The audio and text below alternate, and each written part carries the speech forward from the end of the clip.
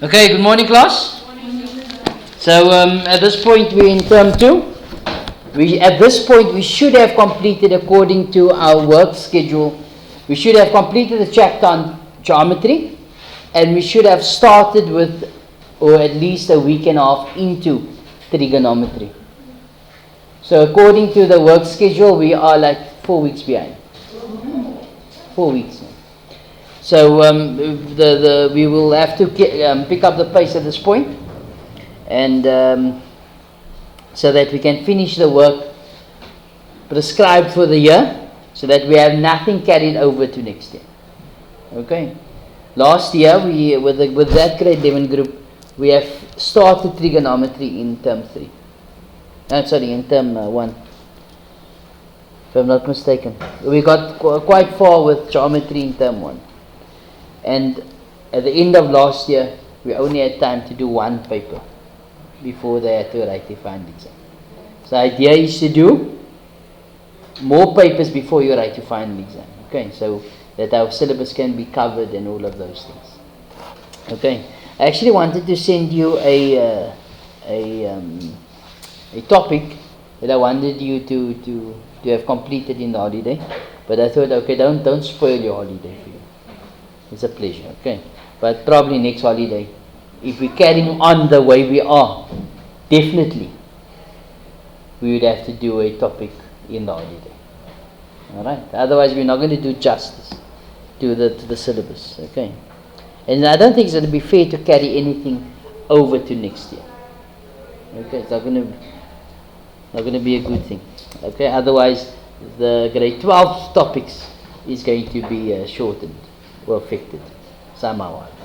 Okay, that's it. At this point we have completed exercise 9.3. Okay, we have done 2 theorems, which is angle at center is twice angle at circumference. We did perpendicular from center bisects chord, and a bisector from center is perpendicular to chord. We have done that. Okay, we did angle in semicircle, which is the 9.31, which is a derivation from angle at center is twice angle at circumference. Okay.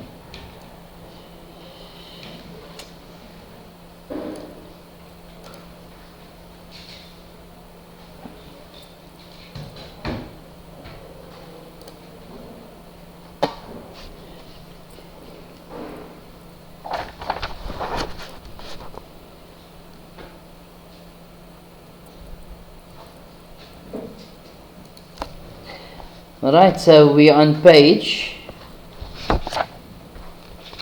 289. Page 289.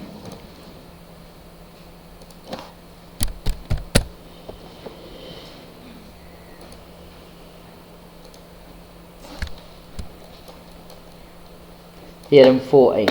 This is a proof theorem, so you need to know the proof of the theorem for examination. Okay. Examination purposes. So we're going to prove the theorem now. All right.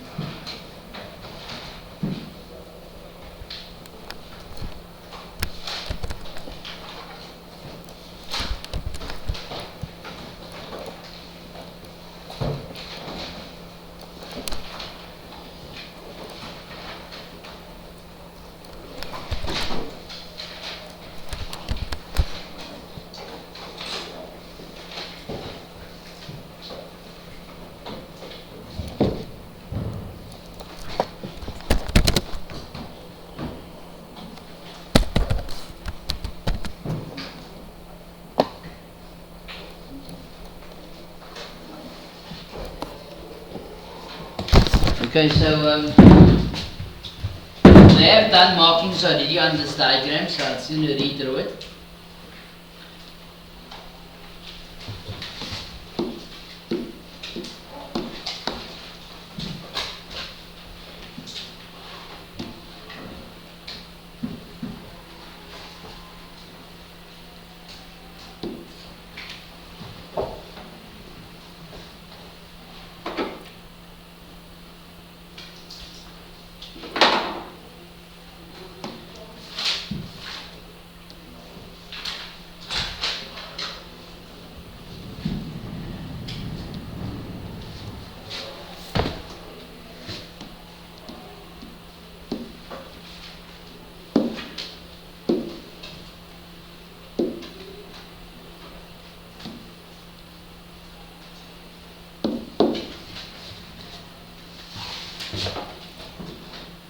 Okay, we are told that angle subtended by a chord or arc.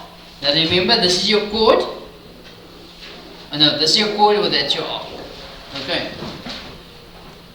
So we are told that angle subtended by a chord or an arc at the circumference of the circle, that's your circumference, on the same side of the chord are equal, or angles in the same segment of a circle are equal.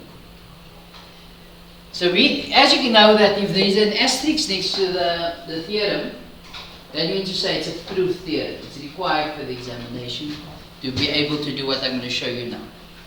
Okay. Given circle center O and chord or arc AD, so there's A and D, so that must be probably B and C.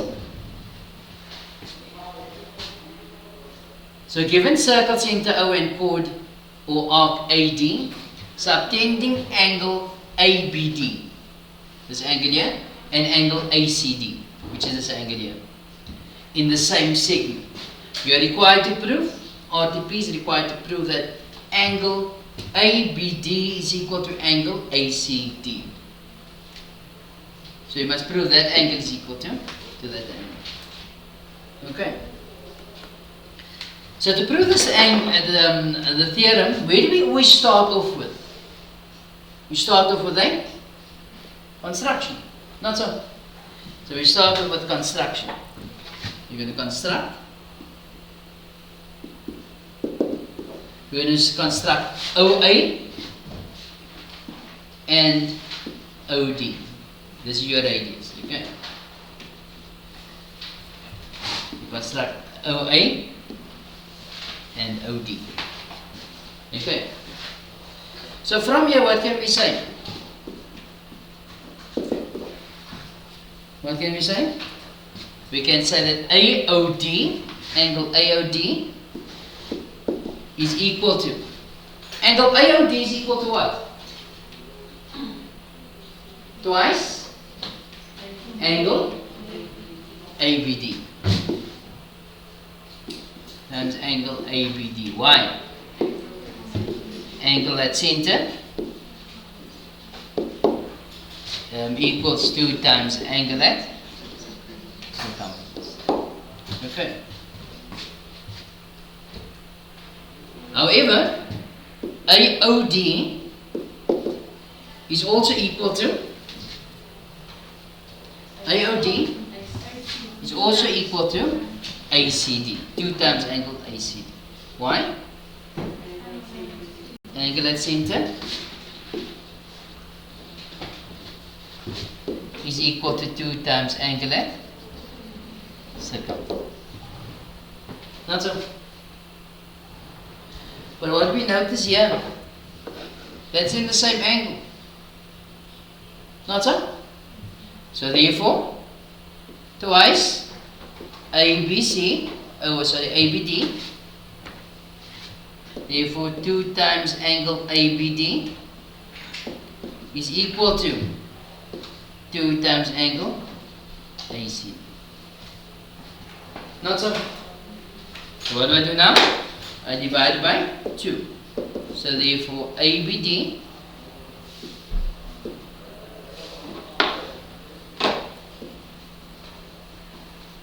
is equal to ACD, which is what we needed to prove. Not so, people? It's fairly simple, no? And this reason here we're going to use is angle in same segment. Angle in the same segment. And normally I say which arc it's coming from, and this is coming from arc AC. Okay, it's angles in the same segment. Do we have to say this part there? No. Okay. Will you guys understand? Yes?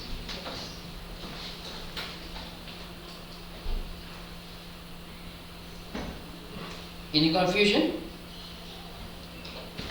No? Some, if it comes in, it's worth 4 marks, no? The proof of this theorem. So let's look at the example dealing with this. Also in the link below, or in the comments below, or the caption below, I'll put the link to this to the video with all the theorems in. Okay, I'll put it in the link below, in the comments, or whatever you call it. Huh? Description, Hazay. See, you guys are better than me with these things. Okay, so in reverse, or the converse of this is also true. I'm just going to copy this and put it in, so whoever's watching it later on can see from there as well. Theorem 4b is the reverse of what we just did now. The reverse in geometry is called the converse. In 4b we are told in 4, which is the converse of theorem 4a, if a line segment joining 2 points obtains equal angles at 2 other points on the side of a line segment, then these points are concyclic. So concyclic means to say that the 4 points is lying on the circumference of the circle.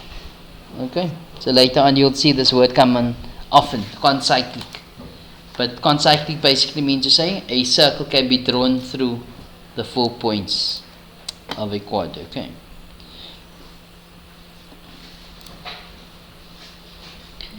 Just get that up here. Basically, this is what they're talking about.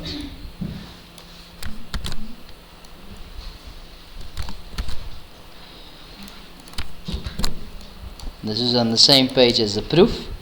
We are told that if angle A is equal to angle B, if we can prove that angle A is equal to angle B, then A, B, C, and D are concyclic. Okay, that the circle can be drawn. A circle can be drawn to pass through A, B, C, and D. The reason for using this theorem: line segments obtains equal angles on the same side. Okay, line segment is obtaining equal angles on the same side. Okay, so if we apply this converse, that's the reason that is needed. But you'll see exactly how I apply this once we do the examples of this theorem. Okay, just get the next part. Corollary. Okay, so a corollary is basically something that is derived from a theorem. It's not a new theorem on its own. It's actually a derivation from that theorem. Okay, it's called a corollary. Yeah? Corollaries. Okay, corollary.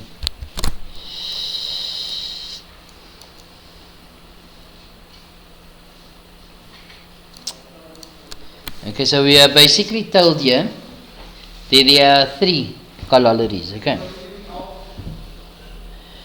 so in the first one we are told equal chords. As you can see here, these chords are equal.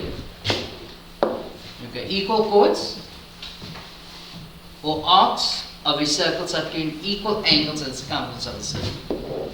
Can you see that? Which means to say that this angle is equal to that angle. Okay.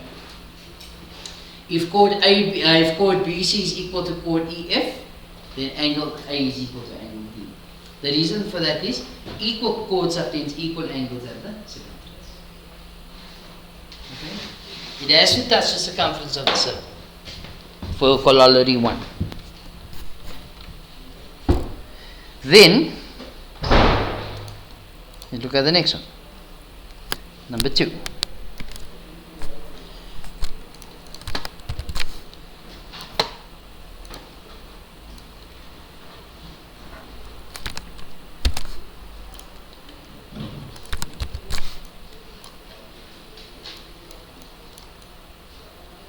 In number 2, we are told that equal chords or arcs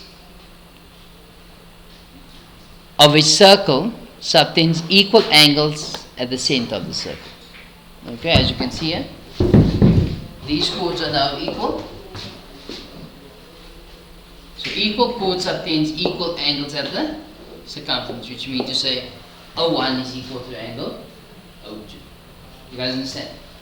And if AB is equal to CD, then angle O1 is equal to O2. Reason for using this theorem: equal chords obtains equal angles at the center. Okay. If we use this theorem, then that reason must be given. Okay. The next one, there's actually 4.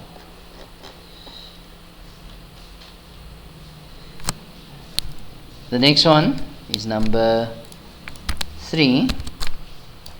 This is actually the reverse of number 2, not so? Number 1, sorry.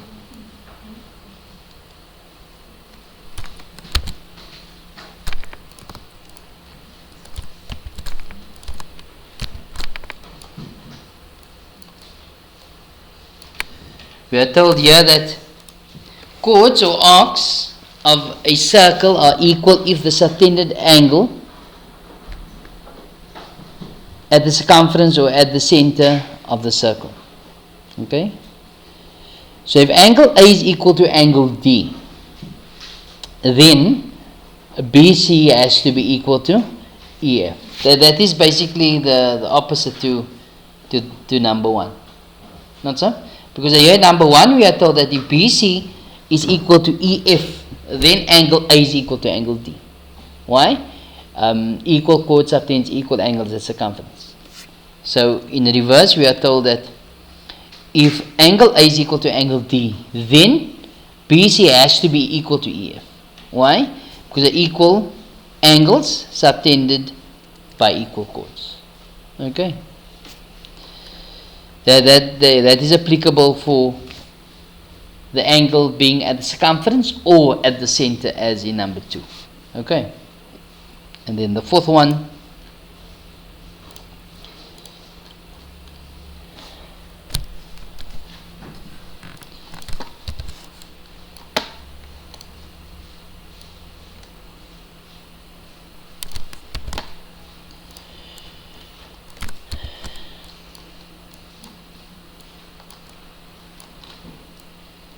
number 4, we are told that the angles subtended by a chord or arc of equal lengths in 2 different circles with equal radii are equal. Okay, so here we have 2 different circles. However, the size of the circle is the same. If the circle has equal radius, then that means to say that the area of the circle or the size of the circle is the same. Not so? So we are told that the angles subtended by a chord or an arc of equal lengths, as you can see here, these lengths are equal. Okay? In 2 different circles with equal radii are equal. The angles subtended, so in other words, B is equal to angle D. Okay? Here, if the radii of the 2 circles are equal and chord AC is equal to chord EF, then angle B is equal to angle D. Using this theorem, we must state equal chords, equal radii, equal angles. Okay? That is what you need to say if you're going to use this theorem here. Okay? On page 291, the summary of all the theorems that we have dealt with thus far is given. No, not all.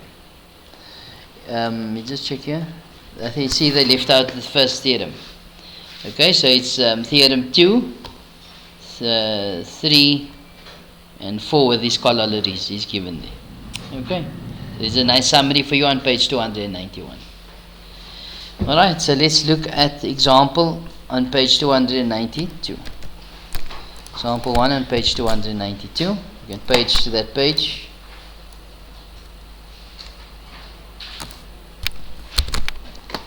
Page 292.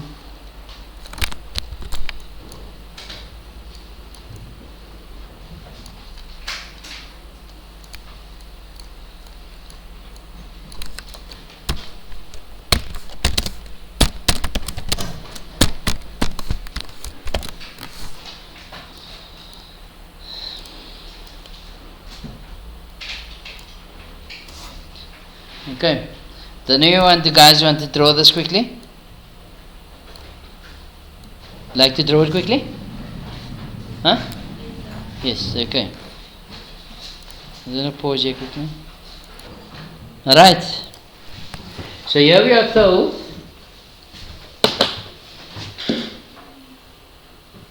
that given A, B, C and D are 4 points on circumference of the circle.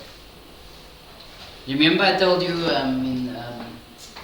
couple of lessons ago that the coordinates or the points has to touch circumference of the circle. Okay, otherwise it's just a normal quadrilateral. You guys understand? It has to touch the circumference of the circle, and often you're going to read that it's touching the circumference of the circle. Okay. Chord AC and BD intersect. So AC and BD intersect, which means you say crosses at K. Angle A1 is 21 degrees, which is already marked there. A2 is 44 degrees, and angle B is 63 degrees. The question says calculate the size of angle D1. So how are you going to calculate angle D1? Interior angles of a triangle. Okay? So what do I say?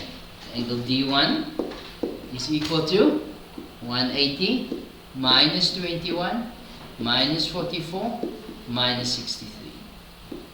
And this is sum of triangles, and it's triangle ABD.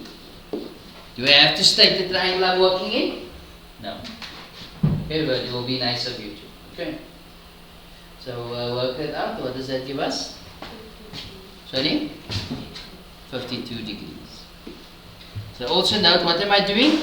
I'm populating the diagram. I write my answers on the diagram. Why? So at one glance I can see exactly which angles I have. Just look at angle question B. It says D2. How are you going to calculate D2? Interior angles of a triangle. Oh, not interior angles of a triangle. Nice. Sorry? D2 people. Sorry? Angles in the same shape. Can you see that, people? D2, same as A2. Can you see that, people? What does this look like? A butterfly. Can you see a butterfly? No. What do you see?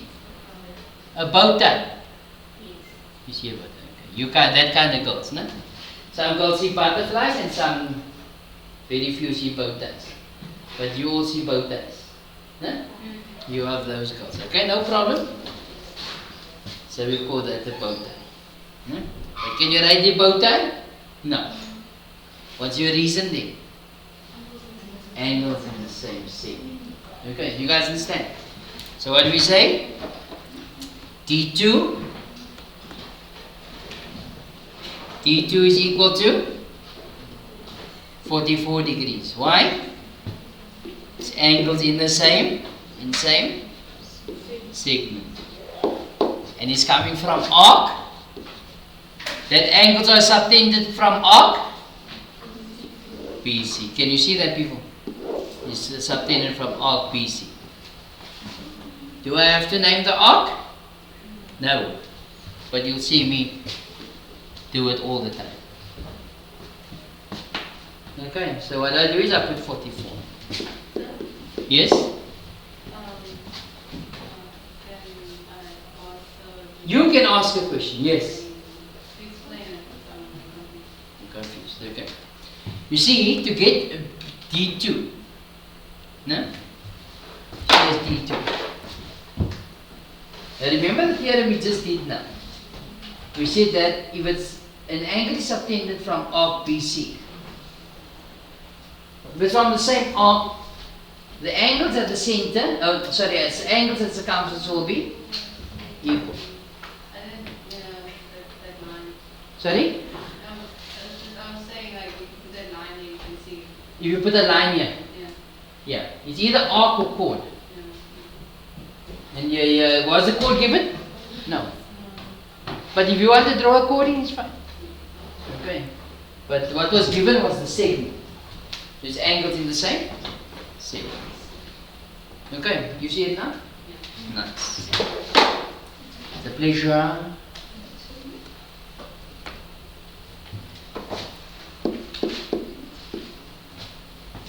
Right. Then I want you to work on angle C. How are you going to work on angle C? Sorry? Angles in the same segment. Can you see here, people? How's the butterfly? The bow tie. No? 63? From which arc is it coming from? Arc AD. Why? Because that's supported by that arc. It's from that arc. Can you see it? AD is subtending angle C and is subtending angle B. You guys understand? So angle C is going to be 63 degrees.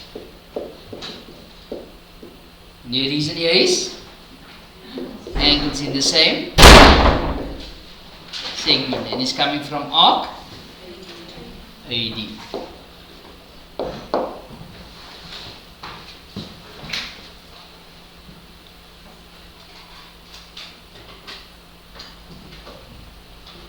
K2?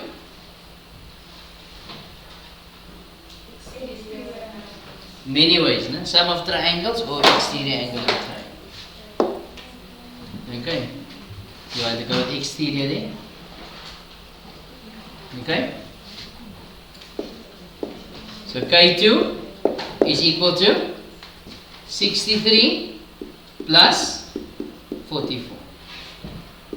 Why? Because that's the exterior angle of triangle. And it's triangle ABK. So that's going to give you 107. Not so? Okay. So, yes? can you do angle and two times the angle and circumference? She says, can you use angle at center twice angle at circumference? She's asking, can we use angle at center is twice angle at circumference? No, why not? It's nice and center. Did they tell you K is the center? No, not O. O is normally the center. Okay, so we can't say angle at same center. Again, in geometry, don't assume.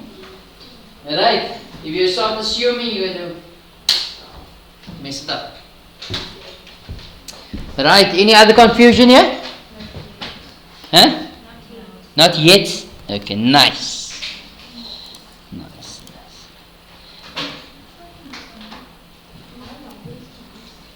Let's look at example 2. Okay, let's go to exercise 9.4. Before I do example 2 quickly, okay. Let's do 9.4, number 1, quickly.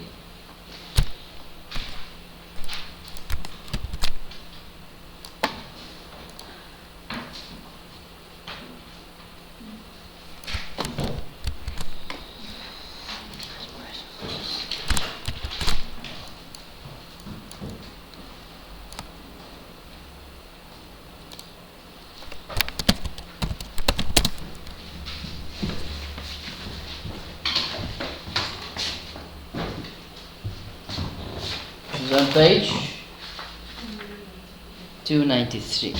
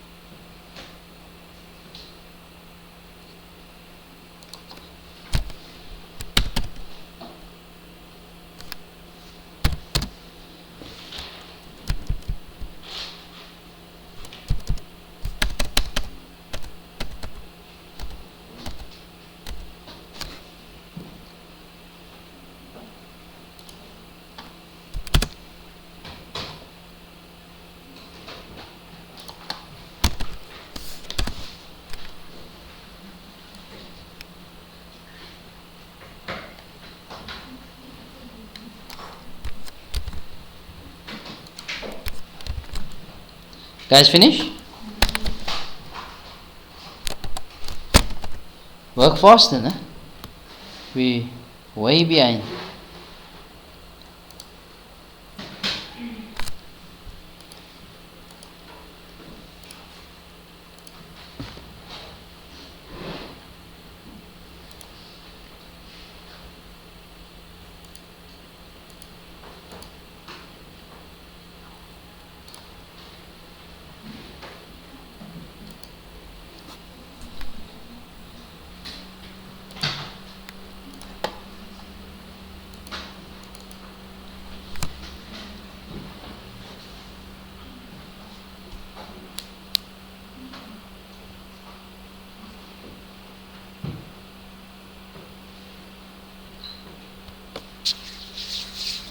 Finish. Okay.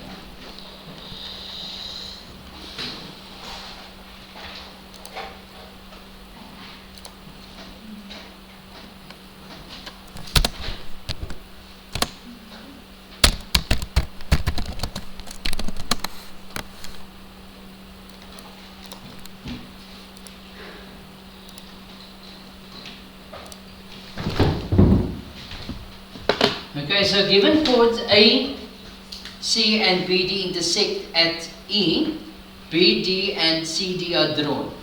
Then we are told that angle B is equal to 53 degrees, as you can see is marked, and E2 is equal to 67 degrees. Calculate the size of angle C. Calculate the size of angle C. So what's the size of angle C? 53 degrees. Why? Angles in the same segment.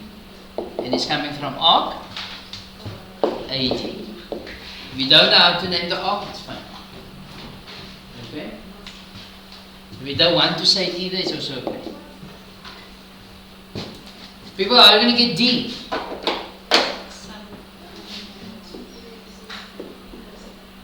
Angle D. Sum of triangles, not so?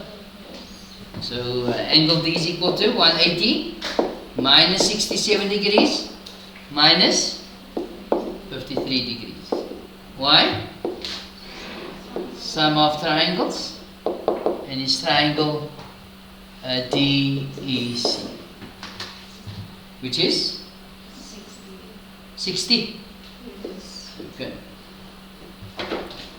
Then I want angle A. Angle A is the same as angle D. Why? Angles in the same segment. Can you all see the bow tie here? Not so? So angle D is equal to, no, angle A is equal to angle D, which is equal to 60. But we don't have to bring D in here. So angle A is 60. Why? Angles in same segment, and it's coming from arc BC. Will you guys understand? Yes. Right. For homework, I want you guys to do the remainder of this exercise, okay? But before we go into that, I want you guys to look at example 2 quickly.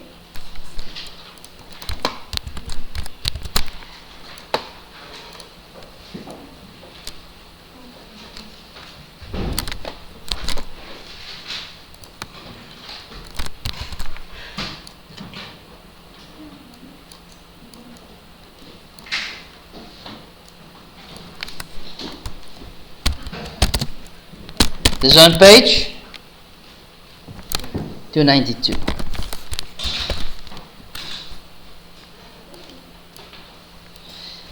So example 2 on page 292, we are told that given AB, AC, AD, BC, BD and DC are chords of the given circle. Then we are told that AB is equal to AD. So if AB is equal to AD, what can be concluded from here? If AB is equal to AD.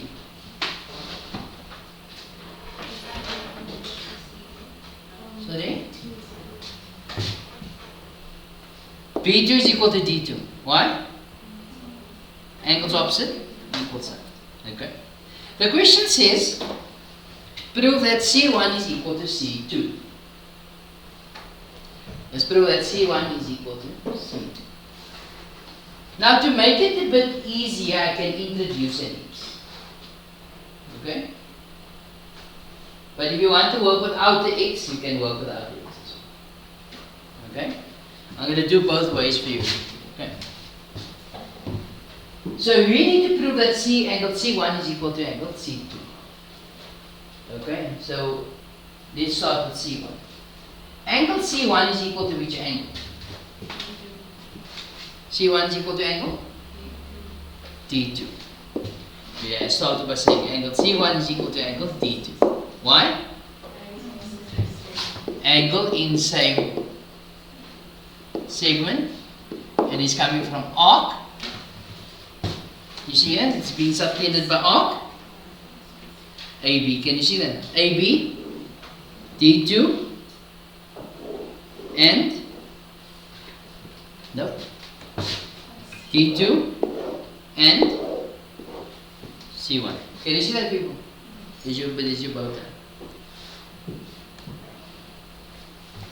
But which angle is equal to D2? D2 is equal to which angle? B2. Why? Angles opposite, equal sides. You will agree with that? But angle B2 is equal to what? C1, why? C2, why C2? Can you see that, people? Angles in same segment. You all see that? So B2 is equal to C2. Angles in same segment, and it's coming from arc AD. You see, if C2 is equal to C1 is equal to D2, and D2 is equal to B2, and B2 is equal to C2, therefore C1 has to be equal to C2. Can you see that? It has all the same markings. Any confusion? No. Otherwise, you could have used your X, okay? And you'll see me do this often because it does make the diagram a bit easier to relate. Okay? So we say, we will let one of these be X. I always start with C1. So we say, let C1 equal X. Why do I say that? Because X is not part of the sum. I'm introducing a variable to the sum. Whenever you introduce a variable to the sum, you must then let the examiner know what is X. Where is it coming from? Okay. So if C1 is equal to X, what can we say? C1, which are the angles equal to X? D2. So you say D2 is equal to X. Why is D2 equal to X? These angles, angle in same segment, and it's coming from arc AB. Okay.